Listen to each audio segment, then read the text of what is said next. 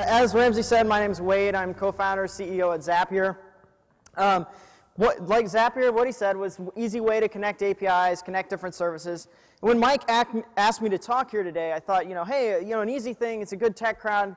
I could easily talk about APIs and how those things are the future. But the more I thought about it, the realized what I really wanted to talk about was work and how we work and the way that works and how it's going to change going into the future. And to do that, I need to give you a little backstory. So 26 months ago, Zapier didn't exist. I was working a day job in Columbia, Missouri, sitting at a desk, probably a lot like a lot of you guys. And then we had this idea for Zapier, and we took it to Startup Weekend. It worked well. We decided to keep working. We worked nights, weekends, from coffee shops, libraries, our apartments, wherever we could get some work done.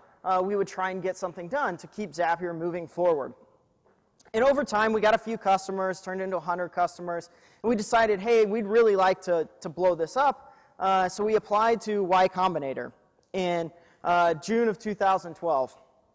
And so after some tearful goodbyes with friends, families, we packed up and moved from our nice, luxurious houses here in Missouri to a teeny little apartment out in Silicon Valley, cramped in and way more expensive.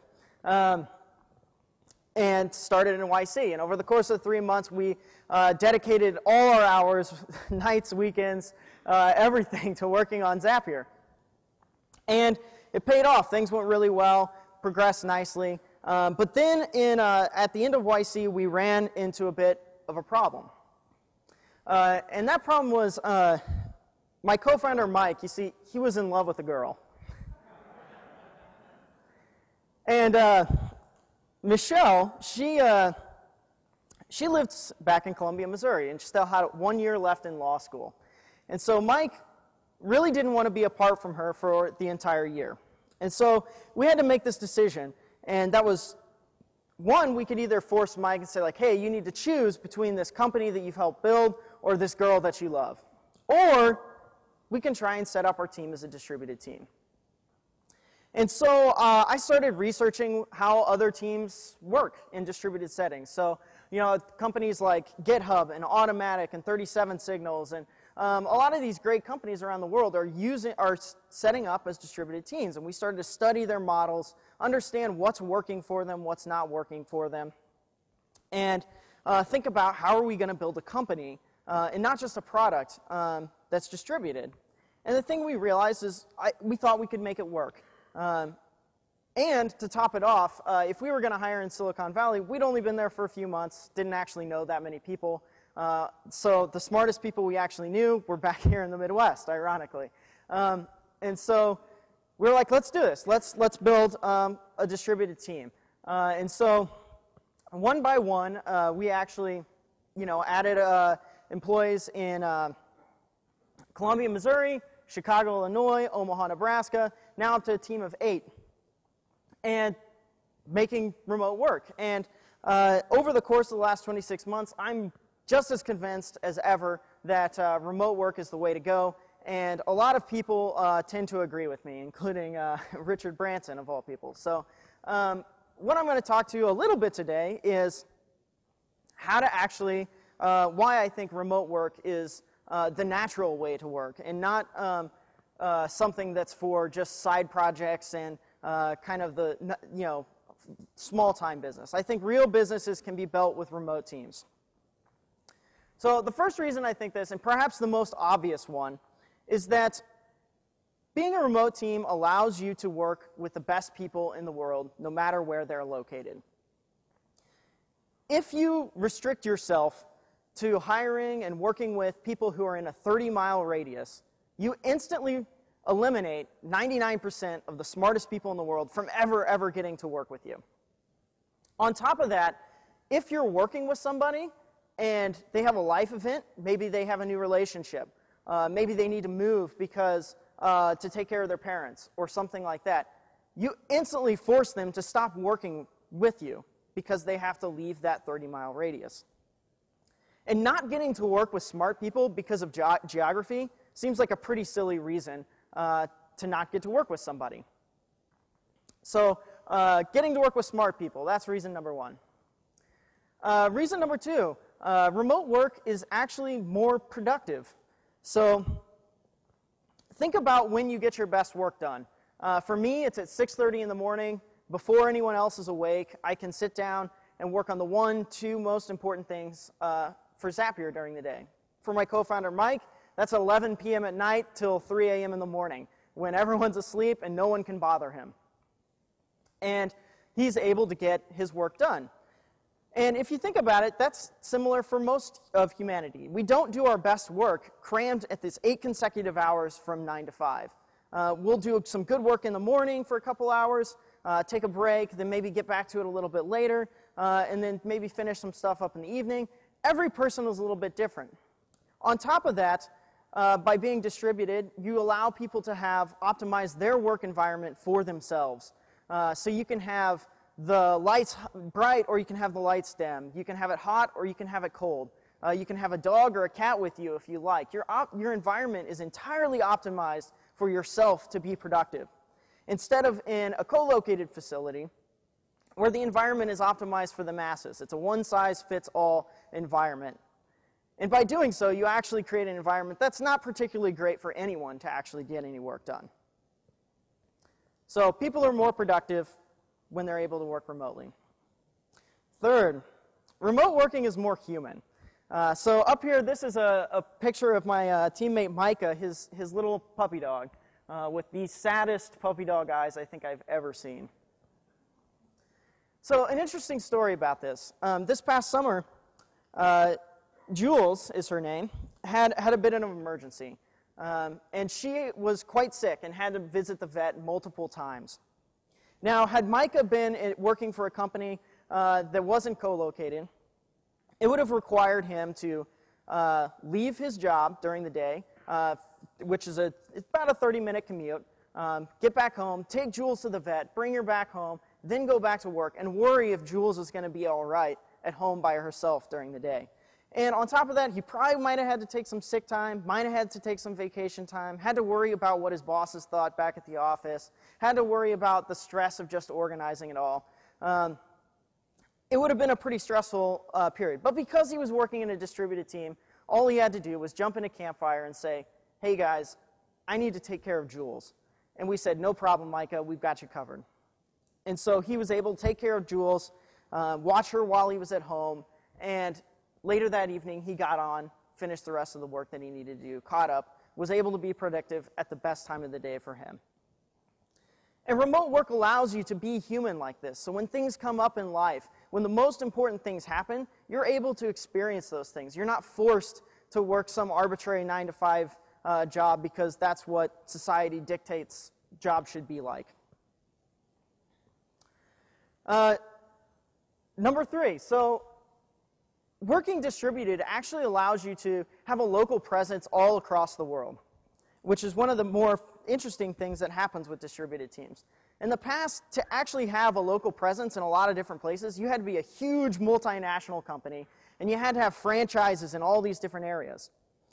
This is a screenshot of all of Automatic. Automatic is the company behind WordPress. They have 211 employees, which is not that many in the grand scheme of things, but they have people located all over the world in cities everywhere, and they're able to put on bar camps and do lots of different cool things in all these places and support local communities all over the world with just 211 people, all because they work distributed. Another reason is because I bet you're actually already working distributed and you don't know it. How many of you guys try and catch up on work during the weekend, or maybe in the morning or after work or something like that? A lot of you guys. How many of you communicate almost primarily through email or instant message during the day? So even more hands are going up. So a lot of this is actually the way distributed teams operate. Before my previous job, I worked right next to my supervisor, sat right next to him in the desk. But the majority of the time, we never actually talked to each other. To keep from distracting each other, we'd send each other emails for bigger issues, or we'd send a quick instant message to see how things were going. And that's how we would communicate during the day, despite being able to literally turn my chair and say, hey, John, what's going on? We rarely did that. And for the 10% of the times that we did need to do that, we could have easily replaced that with a Google Hangout or a Skype session or something like that. Also, think about many of your service providers. Are your lawyers hired in-house? Are your accountants in-house? Is your HR provider actually in-house? A lot of times, companies outsource these to other lines of work, and those are oftentimes not even in the same city. And these are people performing vital functions for your business, but they're basically acting as remote employees. So it only makes sense to let your own teammates work remotely. They're the ones that are working on your core product. Let them have the same abilities to optimize their workflow as you do for your service providers. Another reason is that remote working is actually saves you time and saves you headache and it saves you money. So the average worker in the US commutes 1 hour a day, 30 minutes to somewhere, 30 minutes back. It's a 10-mile commute on average. Takes 5 days a week, 50 weeks a year, ends up being 250 hours, which is about 10 days. So a lot of productivity lost just to sitting in a car or sitting in a train or riding a bike or whatever. And it's also time that they could be spending doing other things. That 10 miles that you end up going also costs a lot of money. The average commute worker or the commuter spends $10,000 on their commute every year. That's from owning a car, gasoline, insurance, what have you. It ends up being a lot of money to afford a commute. And those are hours that you could take back. You could spend those with your family. You could spend those with friends. You could spend those working if you wanted to. There's a lot of things you could do with those time that are better than sitting in a car. Lastly, the tools actually exist now. So if you look back 10, 20 years ago, it would have been nearly impossible to set up a remote work environment for a lot of types of companies because simply the tools didn't exist. We had the telephone and we had faxes. And it would just been a challenge to actually get people all on the same page. But today we have lots and lots of great tools that allow us to collaborate online via the internet. Things like Campfire has completely replaced our physical office, and now we have a virtual office, which is Campfire. If you're in there and you're chatting, that's being at work. Tools like Squiggle, which is similar to Skype or Google Hangout, allow you to quickly chat with face-to-face with an employee. Tools like GitHub and Trello, you can document your projects. You can have all the information there so that when new employees come on, they can see the history of all the work. You don't actually have to sit down and verbally explain every bit by bit to them. It's all there in the history logs. So it's a lot easier for people to get the information they need to work on the projects that they're working on. Same thing with Dropbox. All the files are there. You don't have to go ask somebody or get some information. The files are all there. LastPass, you never have to tap someone on the shoulder and say, hey, what's the login to that again? You just have it. So all these tools make it just super easy for anyone to work distributed because the information is there, it's at your fingertips, and you don't need to work in an environment where you have to have someone right away to get feedback. And so for all those reasons, that's why I think remote work, distributed work, is the future of how work will get done. It's not just for small companies. There's big companies like AT&T and IBM doing this. And it's not just for tech workers either. There's people who are doing this in doing HR, financial realm, all sorts of industries, healthcare, government. People are doing remote work. And if you want to learn more about this, I've actually put together a collection of links at bit.ly/Zapier-remote. There's about, 10 or so articles, a few that I've written, a few from other companies, that describe how to make remote work. So we've talked a lot about why you should do it, but there's still one part of the equation is how to get started.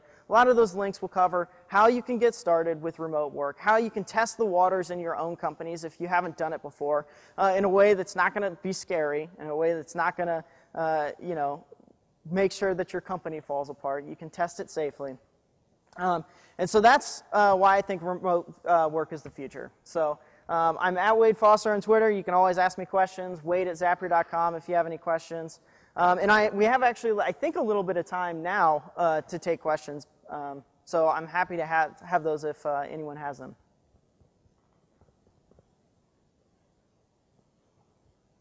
No questions? No one has any questions about remote work? Yeah.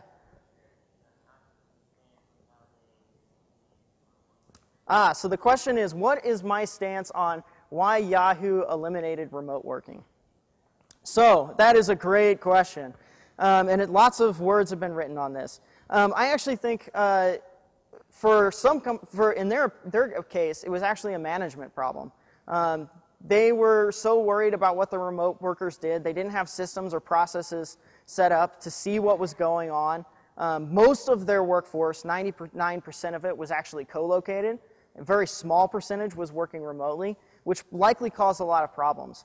To make remote work really work, you need to have a significant chunk of your team actually dedicated to being distributed, or else things like information silos and things like that will get hoarded inside of the main office, and it'll be difficult to keep your few remote employees up to speed. And so that's my suspicion as to why they brought everyone in-house. They obviously have their own reasons, and so it'd probably be good to hear what they have to say. I'd like to be a fly on that wall. In the back there. Okay, so can we talk a little bit about our recruiting and hiring process? So for us, it's pretty simple. We put a job board out, we send it in our social networks, we recruit out of our own networks, it kind of spreads that way. Then in terms of actually onboarding people, which is where the main challenge lies, is we usually start with a short project, a 1-week project. We'll pay the people like we would pay them for a job. And that allows us to test and see how they work distributed, see how they work with us, see how we work with them, and it allows them to get a sense for the environment. So even if they haven't worked in a remote team before, they can get a little bit of a taste for it before coming on board.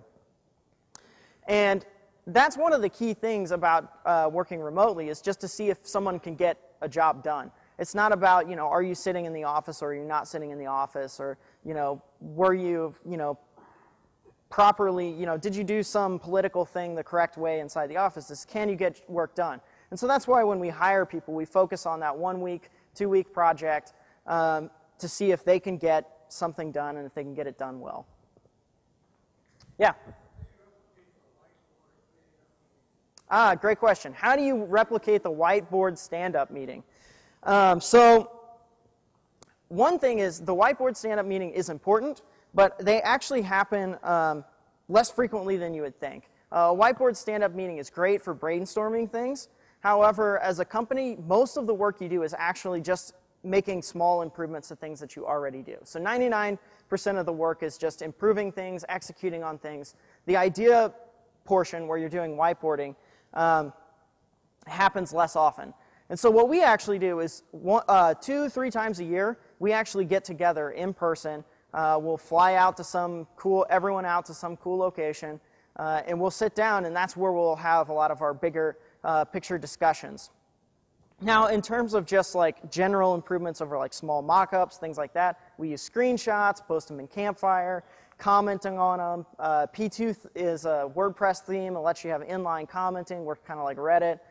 So there's lots of ways that you can share small bits of work and comment and collaborate on it. And a lot of that's in some of the links there, so you can read through those. Question here? What was the most important thing I learned from Y Combinator? So the most important thing I learned, the best thing that actually Y Combinator did for Zapier was it showed you how much you can get done when you don't take meetings or anything with anybody else. So YC is so great at, they tell you when you start, for 3 months you should be doing 3 things: writing code, talking to customers, and exercising. And so for 3 months we didn't do anything else. We turned down all meetings with everybody. We didn't go do anything that wasn't any of those 3 things. And so when you do those things, when you block out all these outside distractions, you can get a whole ton of stuff done. And that's actually why remote working is really, really great, is because it lets you block out a lot of the distractions that happen in kind of a regular office space? Great question. Yeah.